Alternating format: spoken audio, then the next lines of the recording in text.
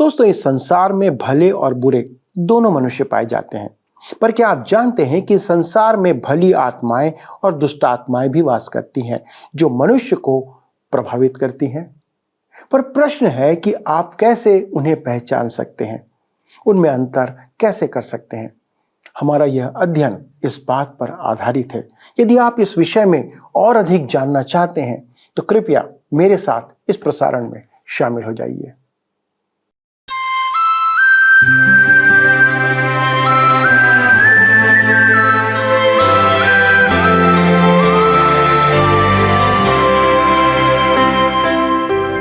प्रिय मित्रों, आप सभी को प्रेम भरा नमस्कार और आप पर हमारे प्रभु यीशु मसीह का अनुग्रह और परमेश्वर का प्रेम बना रहे। आमीन। मुझे विश्वास है कि आप वचन के अध्ययन में और परमेश्वर की संगति में बढ़ते जा रहे हैं, क्योंकि वचन हमारे जीवन को बदलता जाता है। वचन की यही विशेषता है।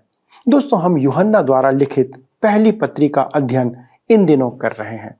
हमने पिछले अध्ययन में प्रेम के व्यवहारिक पहलू पर गंभीरता से विचार किया था, जो हमारे आज्ञाकारिता को प्रकट करता है और हमें परमेश्वर में बनाए रखता है। आज हम चौथे अध्याय के पहले 2 पदों के द्वारा 2 मुख्य बातों को सीखने जा रहे हैं। पहला है आत्माओं की परख और दूसरा है सच्चे और झूठे भविष्यवक्ता की पहचान। एक सामान्य विश्वासी के जीवन में ये दोनों बातें अक्सर भ्रम उत्पन्न करती हैं।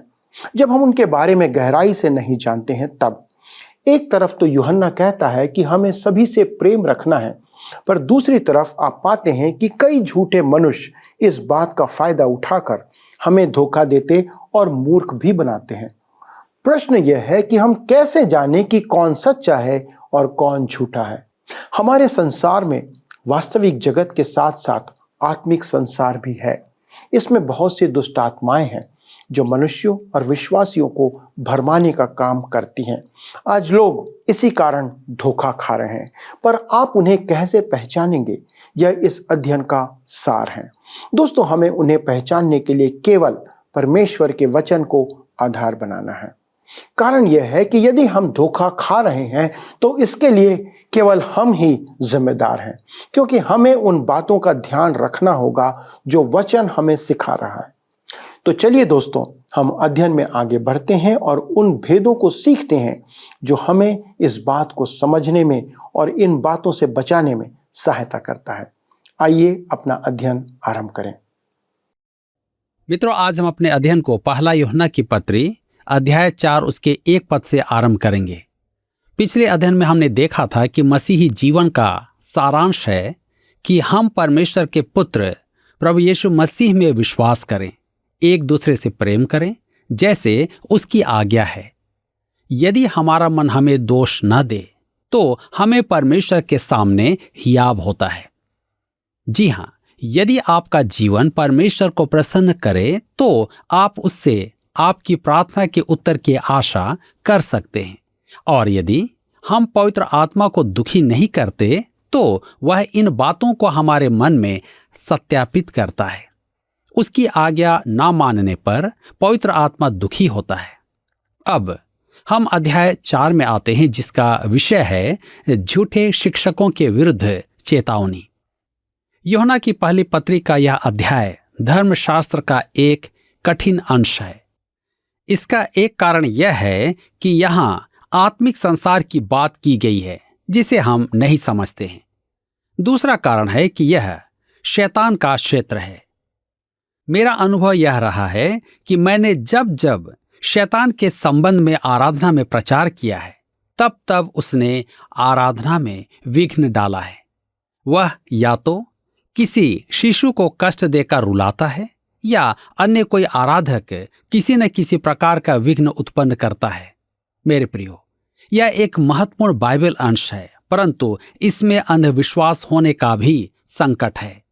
मैं जानता हूं कि कुछ विश्वासी भूत प्रेत में विश्वास करते हैं, जो एक अत्यधिक खतरनाक काम है, परंतु हमें इस विषय में बाइबल की शिक्षा का भी ज्ञान होना अति आवश्यक है। इस अध्याय के पहले 6 पदों में यूहन्ना झूठे शिक्षकों के प्रति चेतावनी देता है और वह तो पहले कह भी चुका है कि हमें पवित्र आत्मा दिया गया है और परमेश्वर की बातें समझने के लिए हमारा अभिषेक भी किया गया है। तो आइए हम पढ़ते हैं पहला यूहन्ना की पत्री 4 अध्याय उसके 1 पद। यहां पर लिखा है, हे प्रियो, हर एक आत्मा की प्रतीति न करो, वरन आत्माओं को परखो कि वे परमेश्वर की ओर से हैं कि नहीं, क्योंकि बहुत से झूठे भविष्यद्वक्ता जगत में निकल खड़े हुए हैं। मेरे मित्रों, ध्यान दीजिए, यह आत्मिक संसार की बात है और बाइबल इस विषय में बहुत कुछ कहती है। उदाहरण स्वरूप भजन संहिता 104 के 4 में लिखा है, जो पवनों को अपने दूत और धधकती आग को अपने टहलुए बनाता है। इब्रानियों के पत्र 1 अध्याय उसके 7 पद में इसी का संदर्भ दिया गया है। और स्वर्गदूतों के विषय में यह कहता है, वह अपने दूतों को पवन और अपने सेवकों को धधकती आग बनाता है। और इब्रानियों की पुस्तक के 1 अध्याय में ही कुछ आगे चलकर हम पढ़ते हैं 1 के 14 पद में, क्या वे सब सेवा टहल करने वाली आत्माएं नहीं जो उद्धार पाने वालों के लिए सेवा करने को भेजी जाती हैं? मैंने न तो किसी स्वर्गदूत को देखा है और न ही कोई स्वर्गदूत कभी मेरे पास आया है। मेरा अपना विचार तो यह है कि आज कलीसिया में उनकी कोई सेवा नहीं है। मेरे विचार में हम में पवित्र आत्मा का अंतर्वास है और इस प्रबंध के अतिरिक्त अन्य प्रबंध की आवश्यकता नहीं है। मैं अनादि पवित्र आत्मा को सृजित स्वर्गदूतों की अपेक्षा अपनाना चाहूंगा। मेरे विचार में हमारे जीवन में पवित्र आत्मा के कार्य पर ध्यान एवं महत्व देना अति आवश्यक है। मेरे प्रियो, यदि परमेश्वर की सेवा में अच्छे स्वर्गदूत हैं तो पतित स्वर्गदूतों का भी अस्तित्व संसार में है। धर्मशास्त्र में उन्हें भी आत्माएं कहा गया है। सुसमाचार वृत्तांतों में स्पष्ट किया गया है कि प्रभु यीशु के युग में अशुद्ध आत्माएं थी। यह शैतानी आत्माएं हैं जिन्हें धर्मशास्त्र दुष्ट आत्माएं कहता है। हम विश्वासियों को परमेश्वर के संपूर्ण शस्त्र धारण करने की चेतावनी दी गई है, क्योंकि हमारा मल्लयुद्ध आत्मिक संसार से है। इफिसियों के पत्र 6 अध्याय उसके 12 पद में पौलुस लिखता है, हमारा यह मल्लयुद्ध लहू और मांस से नहीं परंतु प्रधानों से और अधिकारियों से है और इस संसार के अंधकार के हाकिमों से और उस दुष्टता की आत्मिक सेनाओं से है जो आकाश में है। इस पद से स्पष्ट होता है कि शैतान ने अपनी दुष्ट आत्माओं को उचित रूप से संगठित किया हुआ है। उसकी सेना में सेनापति, कप्तान, सूबेदार, नायक सूबेदार तथा सैनिक हैं। मेरे विचार में परमेश्वर की सेना में भी ऐसी सुसंगठित व्यवस्था है। कहता है, हे प्रियो, हर एक आत्मा की प्रतीति न करो, वरन आत्माओं को परखो कि वे परमेश्वर की ओर से हैं कि नहीं। एक समय था कि ये बातें मूर्खता की बातें समझी जाती थी, विशेष करके बुद्धिजीवी में, परंतु आज जब शैतान की उपासना की जाती है तो यह सच ही है। एक बार एक युवक की हत्या की गई तो पर्दाफाश हुआ कि उसने शैतान को प्रसन्न करने के लिए नर बलि चढ़ाई थी। यह उसे एक युवा पुजारिन जो 22 वर्ष की थी उसका आदेश था। एक पुस्तक है जोनाथन लिविंगस्टन सीगल। उसका लेखक रिचर्ड बाख कहता है कि वह उसकी यह लेखन शैली नहीं है। यह अज्ञात वाणी ने उससे वह पुस्तक लिखवाई थी जिसमें कहा गया था कि एक समुद्री पक्षी सीगल उड़ते उड़ते सिद्धता में पहुंच गई। उसमें मानवीय गुण आ गए थे। उसने यह देखा कि हम सब में उस महान पक्षी सीगल का अंश है। इस पुस्तक का विचार यह है कि जन्म, पाप, रोग और मृत्यु आदि सब वास्तविकता नहीं, भ्रम है। मेरे मित्रों, बाइबल जिसे पाप कहती है वह वास्तव में मानवीय व्यवहार है और स्वतंत्रता का अर्थ है मनुष्य को जो उचित लगे वही करे। यह कोई नई बात नहीं है। यह सब नरक कुंड से उभरने वाली बातें हैं, शैतानी बातें हैं। आज हमारे चारों ओर दुष्ट आत्माओं का प्रभाव है। एक भौतिकवादी युग में ऐसा होना एक विचित्र बात है। हमारे कॉलेज के दिनों में आप चाहे कितने भी बुद्धिमान क्यों ना हो, यदि आप आध्यात्मिक बातों में विश्वास करते तो आपको पिछड़ा हुआ माना जाता था। परंतु आज सब कुछ बदल गया है। यूहन्ना परमेश्वर की संतानों से बातें कर रहा है। वह कह चुका है कि हमें एक दूसरे से कैसा प्रेम रखना है और एक दूसरे की सुधि लेना है, परंतु सावधान भी रहना है। पौलुस फिलिप्पी की कलीसिया को बहुत प्रेम करता था, अतः उसने उन्हें लिखा। फिलिप्पियों की पत्री 1 अध्याय उसके 9 पद में, मैं यह प्रार्थना करता हूं कि तुम्हारा प्रेम ज्ञान और सब प्रकार के विवेक सहित और भी बढ़ता जाए। प्रेम करना एक महान बात है, परंतु हम एक घृणित, पतित, दुष्ट संसार में रहते हैं जो हमें धोखा देगा। हमें अत्यधिक सावधान रहना है। जी हां, परमेश्वर के वचन के कहने का अर्थ यह नहीं कि हमारा प्रेम चारों ओर से टपकता रहे। पौलुस फिलिप्पी के विश्वासियों से कहता है कि उनका प्रेम ज्ञान और विवेक के साथ बढ़ता जाए। हर एक मनुष्य जो यह कहता है कि वह विश्वासी है, आप उस पर भरोसा न करें। वे सब विश्वासी नहीं हैं। मैंने अपनी कलीसियाई सेवा में यही सीखा है कि कुछ नकारे लोग आपसे लाभ उठाना चाहेंगे। एक बार आराधना के बाद जितने भी लोग पुकार सुनकर सामने आए थे, उनमें से एक मुझसे अकेले में बात करना चाहता था। मैं अति प्रसन्न हुआ। मैं उसके पास गया और उससे उद्धार की योजना समझाई। उसने घुटने टेक कर और आंसू बहाकर प्रार्थना की तथा प्रभु को ग्रहण किया। प्रार्थना के बाद मैंने एक भूल की कि उससे उसका हाल चाल पूछा। उसने कहा कि वह एक सस्ते होटल में रुका हुआ है और वे उसका सूटकेस नहीं दे रहे हैं क्योंकि उसके पास वहां का भुगतान करने का पैसा नहीं है। उसने बताया कि वहां का खर्चा करीब 600 रुपए है। ऐसी स्थिति में आप क्या करेंगे? एक व्यक्ति प्रभु को ग्रहण करता है और वह अपना सूटकेस छुड़ाने में असमर्थ है, अतः मैंने उसे 600 रुपए दे दिए। मैंने अपनी पत्नी को यह घटना सुनाई। 6 सप्ताह बाद मैंने उसका चित्र अखबार में देखा। उसका कहना था कि वह 6 महीनों से प्रचारकों को मूर्ख बनाकर जीवन निर्वाह कर रहा है। मैंने एक और वरिष्ठ पास्टर को फोन करके इस व्यक्ति के बारे में पूछा। उन्होंने बताया कि वह उनके पास भी गया था, परंतु उन्हें मूर्ख नहीं बना पाया क्योंकि वह मुझसे अधिक समय से उस नगर में थे और अनुभव में भी मुझसे अधिक थे। उन्होंने कहा कि बाइबल स्पष्ट कहती है, आत्माओं को परखो कि वे परमेश्वर की ओर से हैं कि नहीं। पौलुस फिलिप्पी के विश्वासियों से कहता है कि वे प्रेम में बढ़ते जाएं, परंतु ज्ञान और विवेक के साथ। मेरे प्रियो, आपको प्रेम का प्रदर्शन बुद्धिमानी से करना है। आपको अत्यधिक सावधान रहना है। इसलिए आगे कहता है, हर एक आत्मा की प्रतीति न करो, वरन आत्माओं को परखो। मैं किसी प्रार्थना करने वाले चंगाई के प्रचारक की चर्चा सुनकर उत्साहित नहीं होता हूं।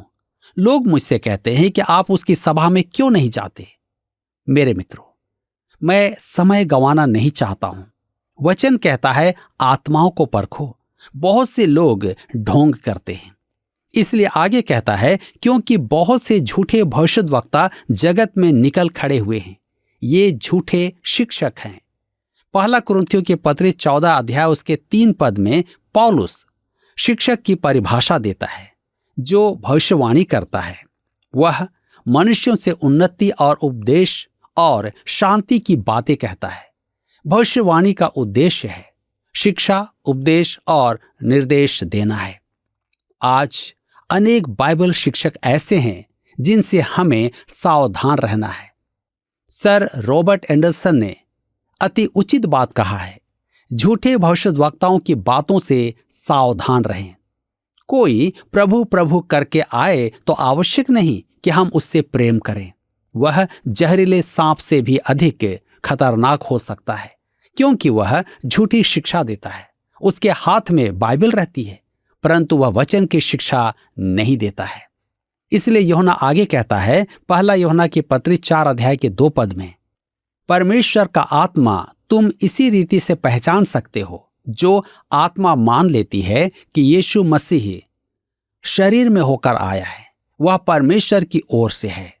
ध्यान दीजिए, कहता है कि परमेश्वर का आत्मा तुम इसी रीति से पहचान सकते हो। कैसे? जो आत्मा मान लेती है कि यीशु मसीह शरीर में होकर आया है, वह परमेश्वर की ओर से है। प्रभु यीशु का जन्म बैतलहम में हुआ, यह उसका देह धारण है।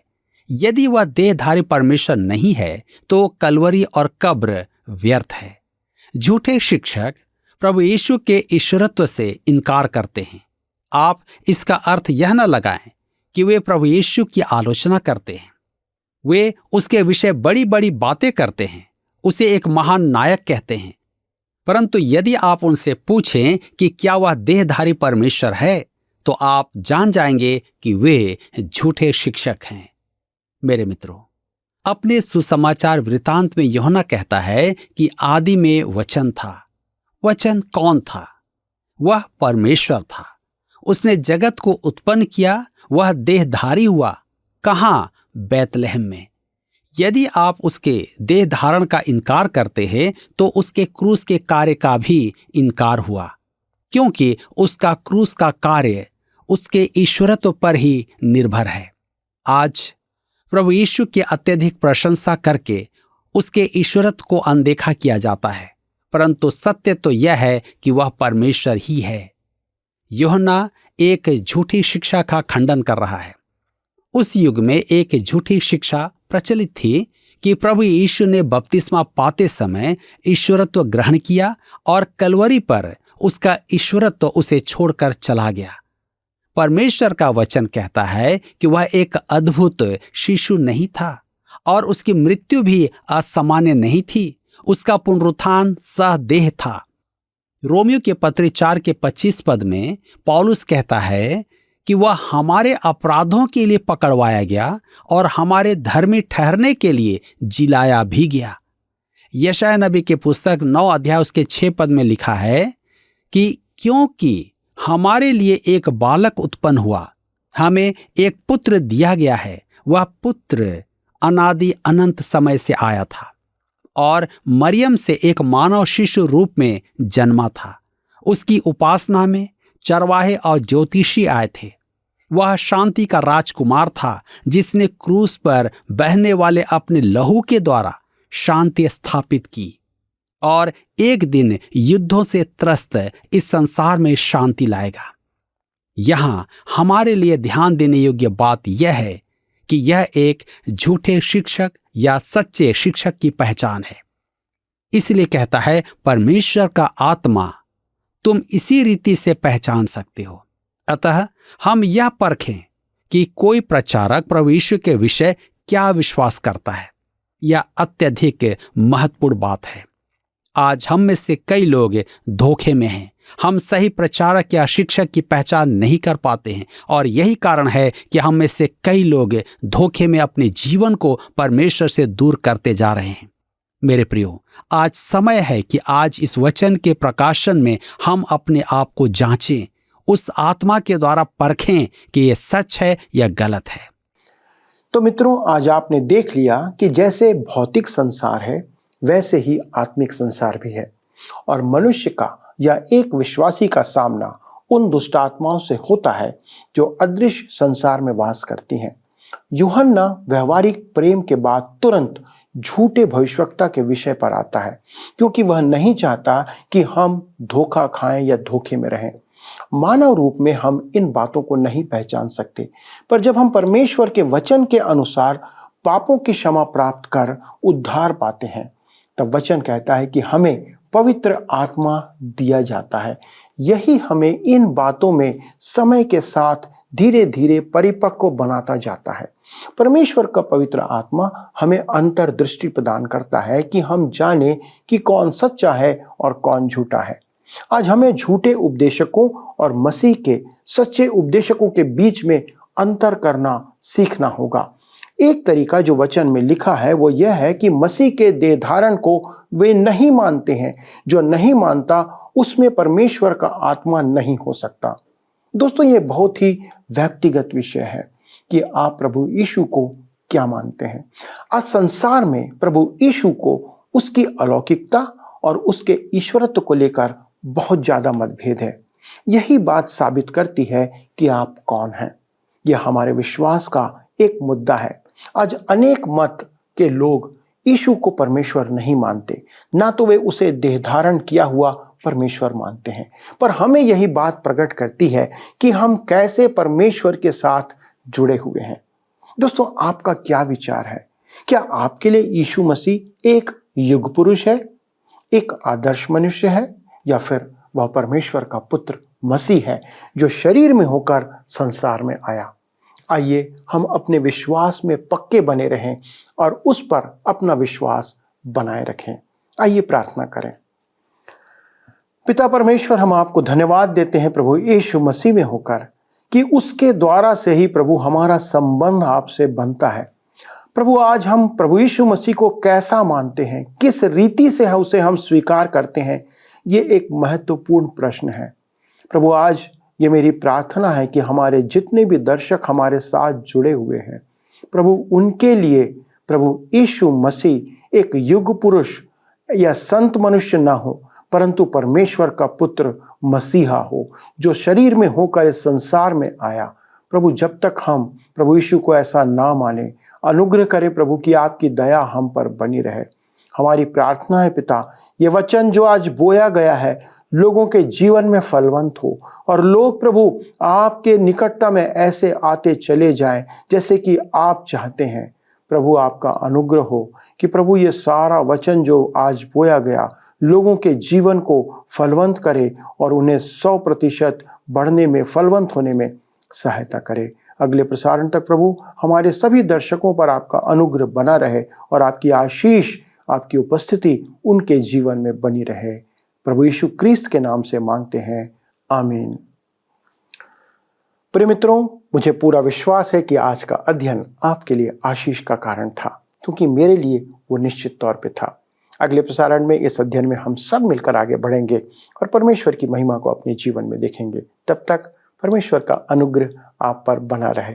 पर यदि आपके पास कोई प्रश्न है तो कृपया हमें इस नंबर पर फोन करें। प्रभु आपको आशीष दे। आइए अब हम प्रश्नों को देखें। पिछले प्रश्न का उत्तर है सी, प्रार्थना। कर्मों से प्रकट प्रेम प्रार्थना में विश्वास उत्पन्न करता है। आज के अध्ययन पर आधारित प्रश्न है, झूठे शिक्षक प्रभु यीशु के खाली स्थान का इनकार करते हैं।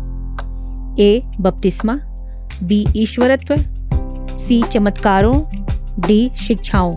मित्रों, इस प्रश्न का उत्तर हमें कल सुबह 6 बजे से पहले विकल्प ए, बी, सी या डी के साथ अपना नाम, पता, स्थान के साथ 9651433397 पर SMS या WhatsApp करें।